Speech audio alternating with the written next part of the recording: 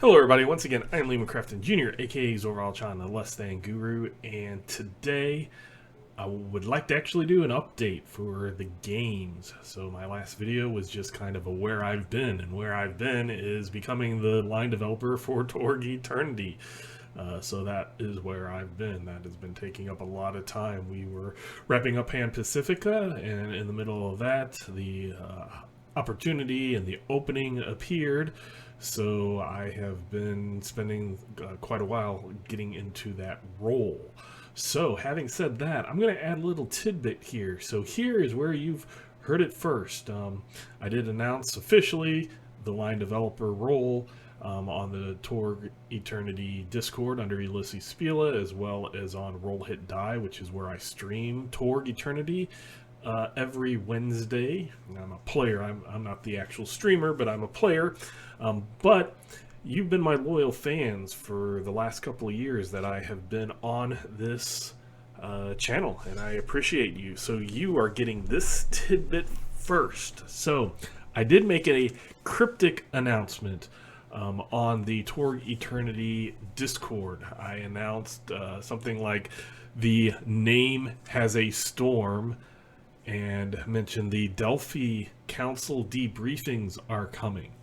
So here I will say what it is. So the name has a storm is a play off of the old original Torg had a little catchphrase, the storm has a name. So I figured the name of the Delphi Council debriefings has a storm, and the storm is myself, JM DeFoggy, and Mark Malcolm. We're the storm that is the Delphi Counseling Debriefings. We are going to be having a podcast and taking that. We're also at the same time recording video, and we'll post that on YouTube officially through Ulysses Spila. So it'll probably on YouTube be Ulysses Spila International, and then on whatever podcast we can get on, we will have that as well. So we will be having around an hour, give or take some, of just general discussions on Torg, and hopefully the next one drops in the coming week. So look forward to that, and I'll probably announce it here, and it'll be announced other places on the Torg Eternity Discord, probably on the Facebook, various Torg Eternity, Torganized Play, etc. So I, the line developer, is going to be doing that, so we will talk about topics, everything from cosms to mechanics to the Infiniverse, everything and anything to deal with Torg. We will also answer your questions. JM DeFoggy has worked with the Ulysses Spiel with Fading Suns. He does streaming, and he does streaming with Torg. Torg, he said, became more popular, and then he is an artist, or author, sorry. Mars distracted me. He heard me and decided he needed to get up here. So JM DeFoggy is one of our up-and-coming authors. He just had his first release with Torg Eternity, so that was really cool, with the miniature the miniature adventures on myminifactory.com. And then Mark Malcolm is one of the coordinators for Torganized Play. Him and Rod, Michael Roderick Sr., who goes by Rod, are the main moderators for that. And that is an unofficial group of Torg players, around 200 people, that will switch who's playing with who, different game masters, but it's kind of a living campaign if you want to compare it to that. So I figure those would be good people that we can have different views on. And sorry, Mars is hitting the mic, so if you heard that and that made it loud, I apologize, but he's just really wanting attention now.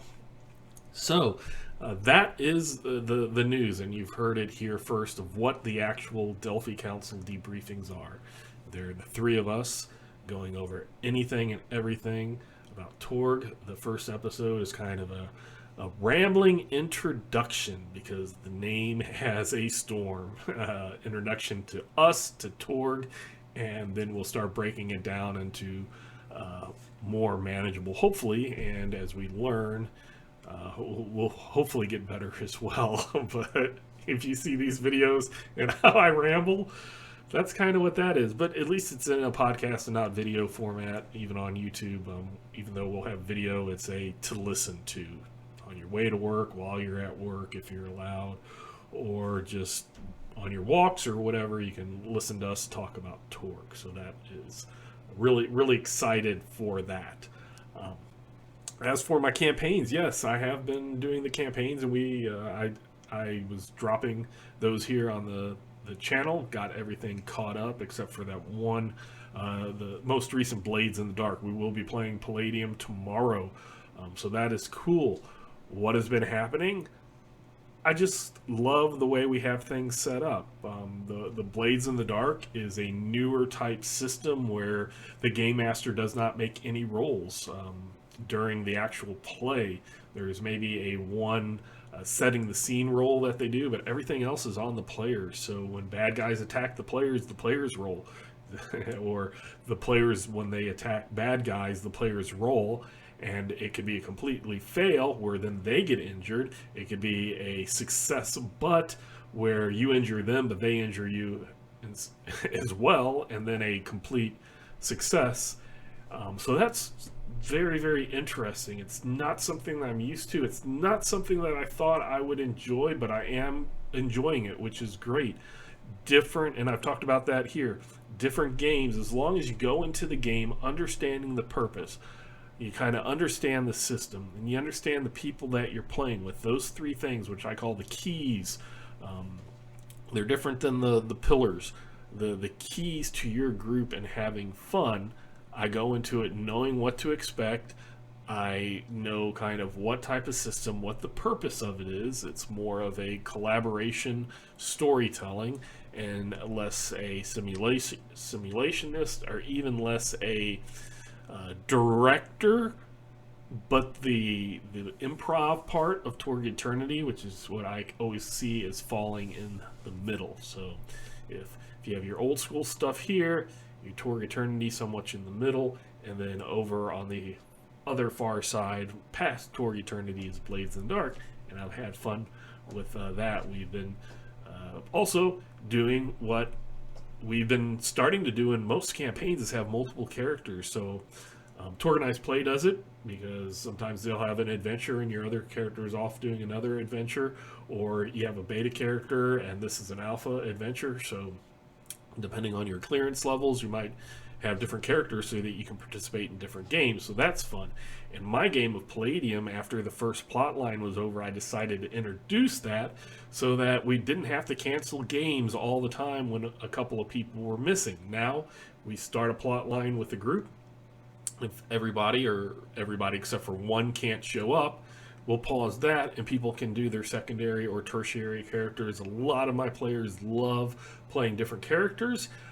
So it just brings that aspect out. You don't have to kill off your character to play a new character. You have different characters, different ideas, and doing things like that, which has been real fun. There are those times that we have to cancel, but it's a lot less than what we did previously. So that is cool. Plus I can have different plot lines and threads going on, and I can have these shorter one session adventures, or maybe a 2-session. That's what we got into this last time, sessions that kind of just are in between the longer ones. So different characters are doing different things. One group of character is still in the well of hell. The other one have been doing lots of different neat little things that have been stacking up, and I can build plot lines off of points instead of having a nice flowing arc. There's a lot of interconnected pieces, and that is interesting. So that is my Palladium.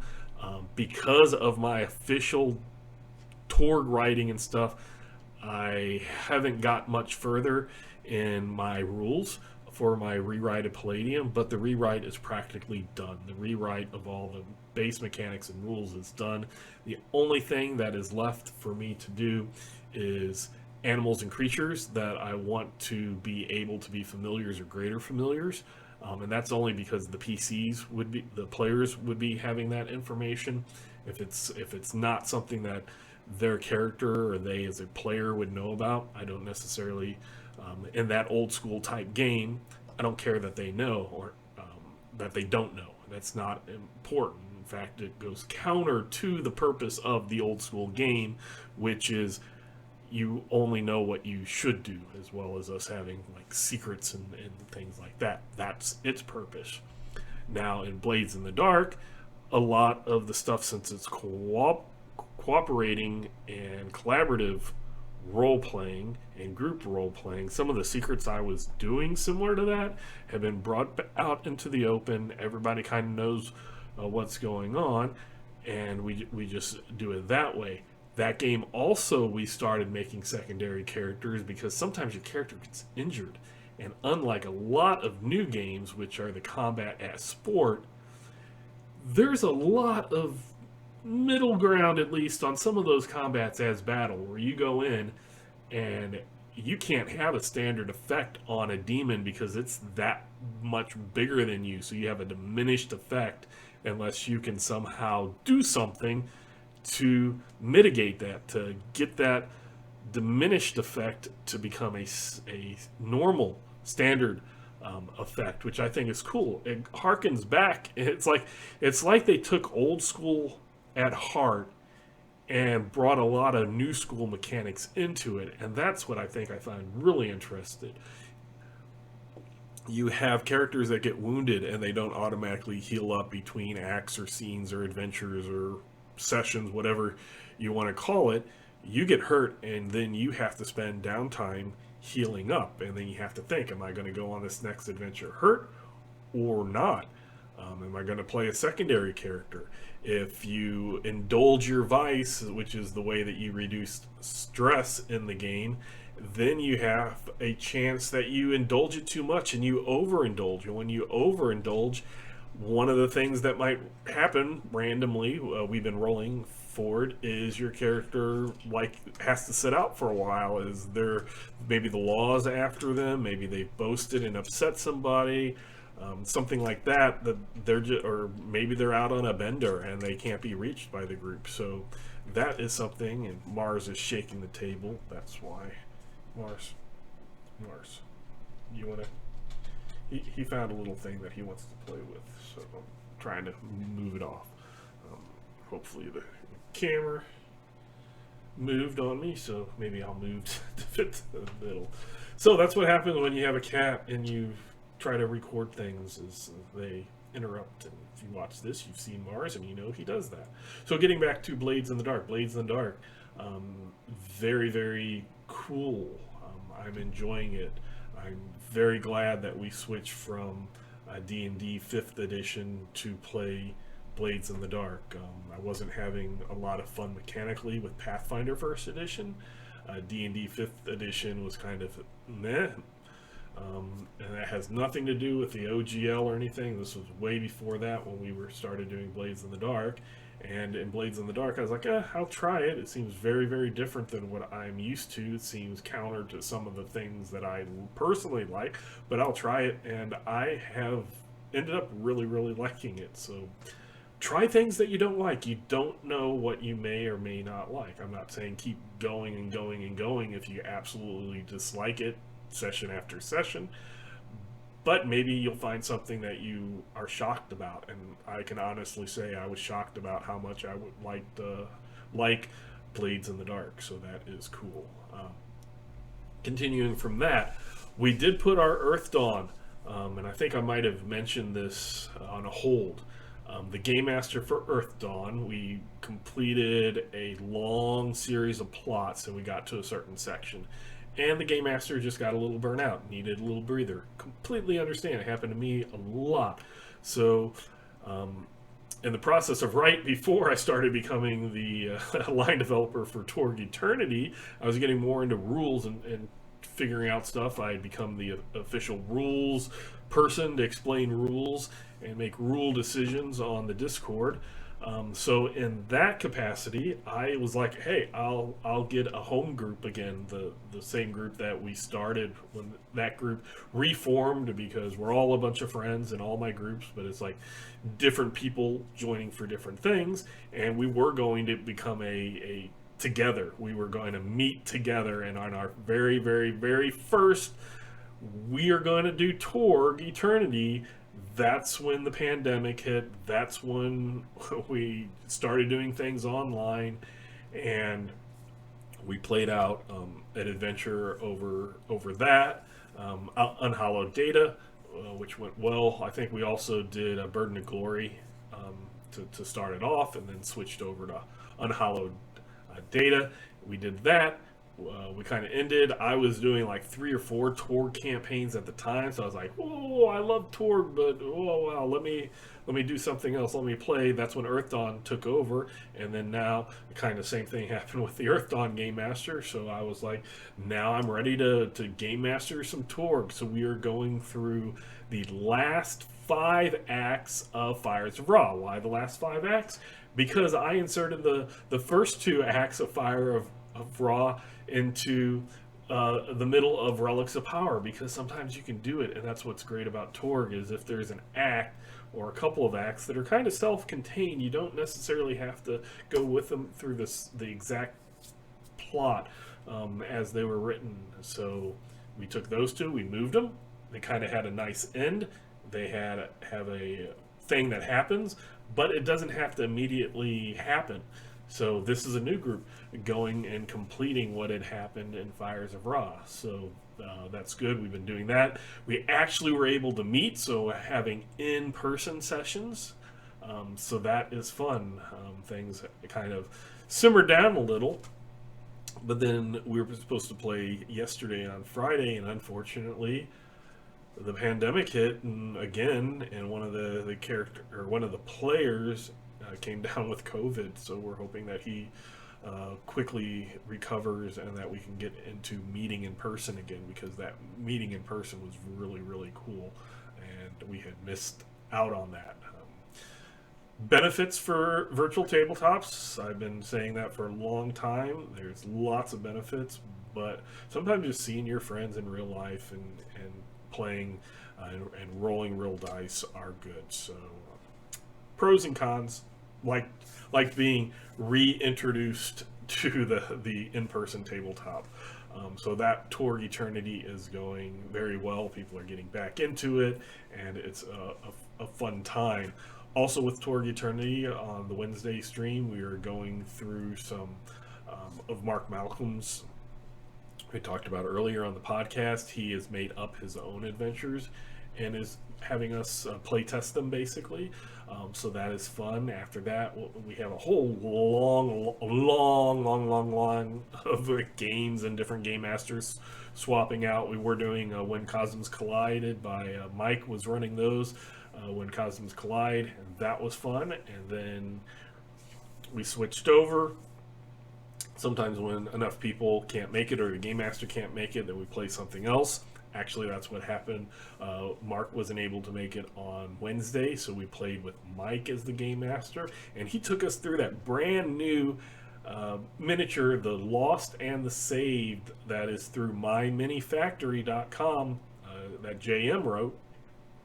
All tied, everything's connected and tied, and that was a blast. That was cool.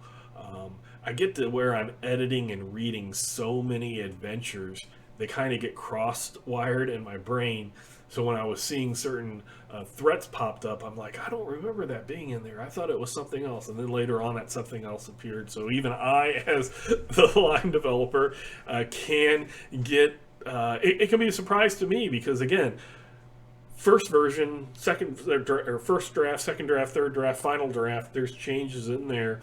And when things change it, or when I read so much of it, wires get crossed. So it can be fun. When it comes to lore and actual things like that, I keep that straight. But when it comes to adventures and when things happened or how they happened, sometimes that kind of just falls out. So I don't want to make it sound like I'm a flaky, that when I'm taking Torg into the future that it's going to be a whole bunch of discombobulated stuff floating around. No, we have a purpose, we have goals, we have plots, things like that.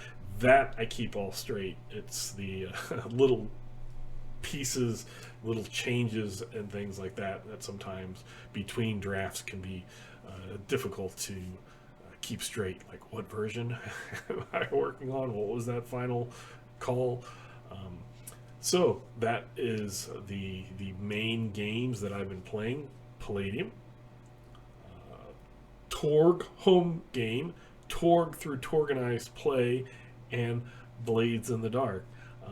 So normally I was talking a lot about Earth Dawn, so that is going to be flipped with another Torg. Once Torg is over, we'll be going back to Earth Dawn. But even in Earth Dawn, we started having secondary characters because the same thing was happening. People were missing, and the Game Master planned for these people, and it was just one time there wasn't enough people to play, and I was like, hey, can we still play, but maybe smaller with secondary characters? And we did that. We had a lot of fun. And then the Game Master was like, hey, maybe we'll just have this be a thing when people cancel and there's only a few people. And I love that. And that's why that's one of my recommendations on one. If people can't play, you either do something like you have a game where you have secondary characters set up, or you do something like with Organized Play and you bring in a different Game Master and you have a one-shot if you have something like that. We were lucky that the miniature adventures, the myminifactory.com, the tribe, the Ulysses Spiel tribe with Torg Eternity had just released a new adventure, and we didn't use the minis, but every mini has a token that is with the PDF of that adventure. So the Game Master just threw those on the virtual tabletop, and we were able to do that. So very, very cool, very excited for the future of Torg Eternity, playing, developing,